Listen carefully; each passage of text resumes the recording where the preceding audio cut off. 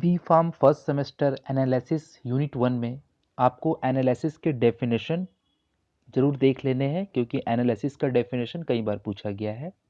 उसके बाद इसके जो टाइप्स हैं, दो टाइप्स, एक है क्वालिटेटिव और एक है क्वांटिटेटिव। दोनों का डेफिनेशन विथ एग्जाम्पल आप एक बार ज़रूर देख लें, ये भी एग्ज़ाम में कई बार पूछा जाता है। उसके बाद दोनों के डेफिनेशन देखने के बाद आपको इनके कुछ न्यूमेरिकल्स भी देख लेने हैं, जो आपको मैं आगे बता रहा हूँ। थोड़ा वेट कीजिए। ये क्वालिटेटिव और क्वांटिटेटिव के डेफिनेशन है। आप अच्छे से इसका या तो स्क्रीनशॉट ले लें या फिर कॉपी में लिख लें। ये देखिए एक्सप्रेशन है, ये उतना ज़्यादा इम्पोर्टेंट नहीं है। यहाँ ये जो मोलैरिटी, इसे आप ज़रूर देख लें। मोलैरिटी का डेफिनेशन और इसके number of gram of moles निकालने का तरीका, वेट बाय मोलिकुलर वेट, ये बहुत ज़्यादा इम्पोर्टेंट है। फिर उसके बाद मोलैरिटी क्या है, उसके बाद फॉर्मेलिटी क्या है, तो मतलब ये सब इम्पोर्टेंट डेफिनेशन है। Number of formula of weight, weight निकालने का फार्मूला, अच्छे से आप देख लीजिए इसे और स्क्रीनशॉट भी आप ले लें, और ज़्यादा बेटर रहेगा कि आप कॉपी में लिख लें। उसके बाद एग्जाम्पल कि किस तरह से Na2CO3 डिकम्पोज हो रहे हैं। उसके बाद ये नॉर्मेलिटी का फॉर्मूला है फाइंड आउट करने का, N is equal to M into X. फिर देखिए यहाँ पे एक न्यूमेरिकल है, 1N ऑक्जेलिक एसिड को बताया गया है।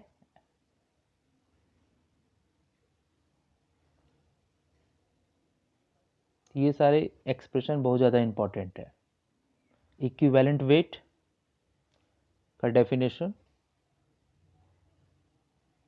और ठीक इसके नीचे एक न्यूमेरिकल है, प्रिपरेशन ऑफ 100 ml ऑफ 0.02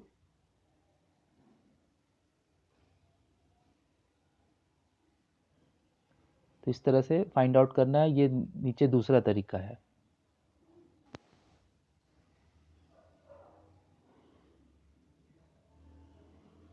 उसके बाद prepare of 250 ml of 0.3 N NaOH solution. तो N का फार्मूला जो N is equal to W by equivalent weight into weight, या फिर आप इसे 40 ग्राम 1000 ml 1 इस मेथड से भी, अल्टरनेटिव मेथड से भी निकाल सकते हैं। उसके बाद CaCO3 फाइंड आउट करने का,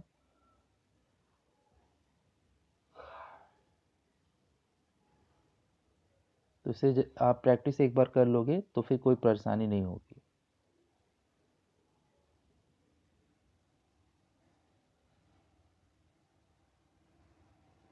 उसके बाद difference terms use in volumetric analysis, जिसमें टाइट्रेशन क्या होता है। तो टाइट्रेशन का दो डेफिनेशन दिया हुआ है और करके, फिर है टाइट्रेंट क्या होते हैं और टाइड्रेंट क्या होते हैं, बहुत ज़्यादा इंपॉर्टेंट है। इक्विवेलेंट पॉइंट, इक्विवेलेंस पॉइंट, इसका डेफिनेशन। इंड पॉइंट क्या होता है, इसका डेफिनेशन।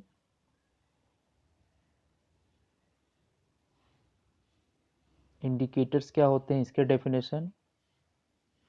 स्टैंडर्डाइजेशन क्या होते हैं, इसके डेफिनेशन।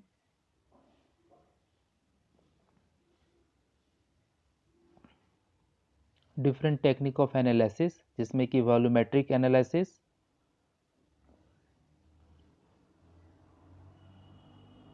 और इसके डिफरेंट टाइप्स, जिसमें acid titration,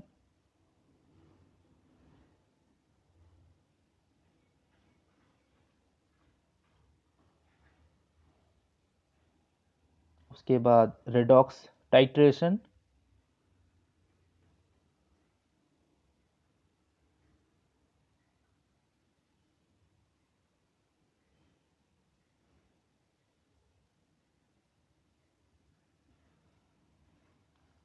precipitation titration,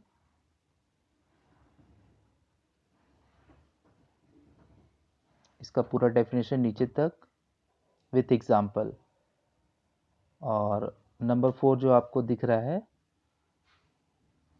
complex matric titration.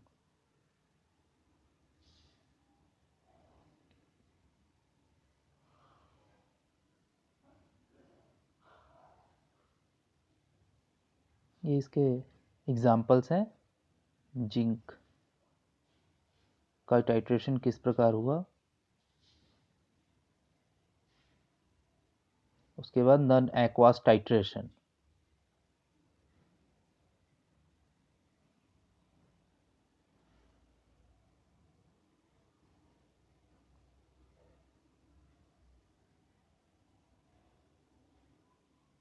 नीचे इसके रिएक्शंस दिए हुए हैं।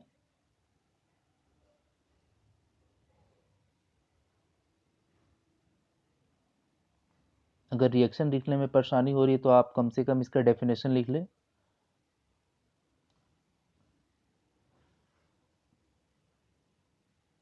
इसके बाद ग्रेविमेट्री टाइट्रेशन। ग्रेविमेट्री का क्या डेफिनेशन है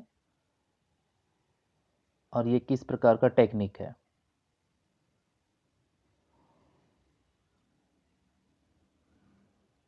उसके बाद और भी टेक्निक है, जैसे ऑप्टिकल मेथड, ग्राफ के साथ इसे एक्सप्लेन करेंगे। उसके बाद फ्लोरोमेट्री, टर्बिडेट्री, इस तरह से आप इसे देख लेंगे। इलेक्ट्रिकल मेथड भी है, क्रोमेटोग्राफी मेथड है। मतलब ये सारे जितने भी हैं इंपॉर्टेंट नोट्स हैं।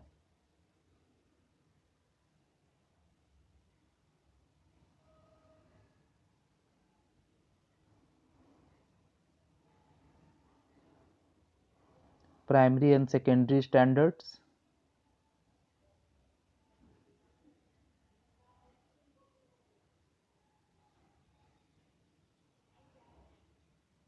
प्राइमरी स्टैंडर्ड क्या है उसका डेफिनेशन देखिए दिया हुआ है।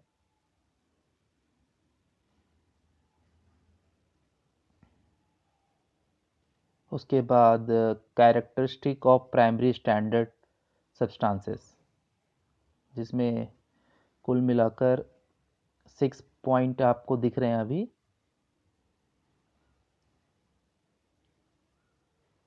और 7 पॉइंट, यानी ये 7 पॉइंट आपको अच्छे से देख लेने हैं। उसके बाद सेकेंडरी स्टैंडर्ड है, तो इसका डेफिनेशन यहाँ पे दिया हुआ है। 2 डेफिनेशन है 2 पैराग्राफ में। उसके बाद एग्जाम्पल्स है। उसके बाद primary standard use in the standardisation of secondary standard, इसके 3 पॉइंट्स। और एक और 4 पॉइंट जो अभी आपको दिखेगा। उसके बाद 5 और 6। उसके बाद इंपॉर्टेंट सिग्निफिकेशन फिगर।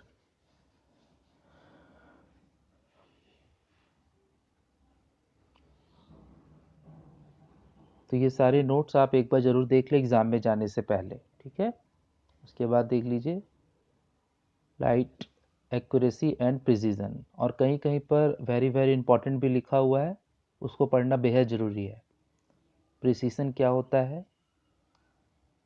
रिप्रोडक्टिविटी क्या होती है, वो सारी चीज़ें। Absolute method, competitive method. Obsolete method का ये देखिए डेफिनेशन है,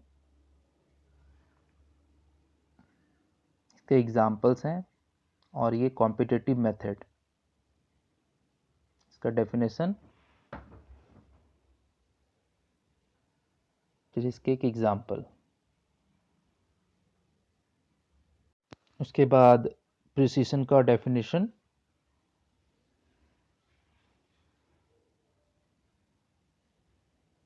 कैसे डिटरमाइन किया जाता है, 2 मेथड है, रन प्रिसीजन, रिप्रोडक्टिविटी और रिपीटिविटी। दोनों का डेफिनेशन, रिप्रोडक्टिविटी का और रिपीटेबिलिटी का, विथ एग्जाम्पल।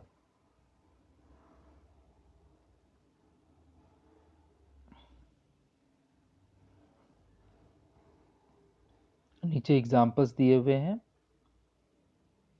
जिसमें 49.12, 49.42, 49.11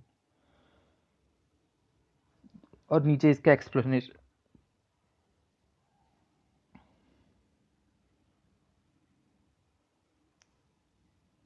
उसके बाद difference between accuracy and precision, ये भी कई बार आ गया है, बहुत ज़्यादा इम्पोर्टेंट है।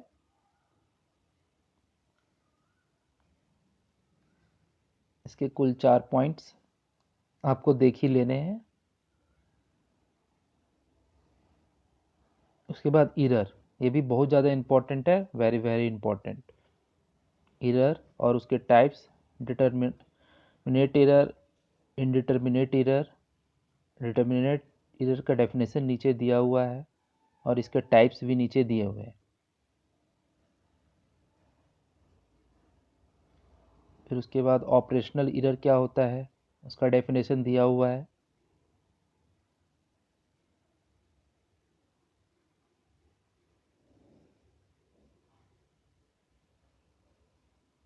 इस तरह से इरर के सारे टॉपिक्स आपको ज़रूर देख लेने हैं और अंत तक पूरा वीडियो ज़रूर देखें। आपको इसमें एग्ज़ाम में बहुत ज़्यादा मदद मिलेगी, फेल होने का डर ख़त्म हो जाएगा और एग्ज़ाम में अच्छे मार्क्स आएंगे। इसके बाद analysis B pharm semester 1 unit 2 का वीडियो मैं अपलोड कर दूंगा। वीडियो को लाइक कमेंट शेयर करना ना भूलें, दोस्तों के बीच ज़रूर शेयर करें और अभी तक सब्सक्राइब नहीं किया तो बेल आइकन प्रेस करके सब्सक्राइब ज़रूर कर लें। मिलते हैं नेक्स्ट वीडियो में, बाय बाय।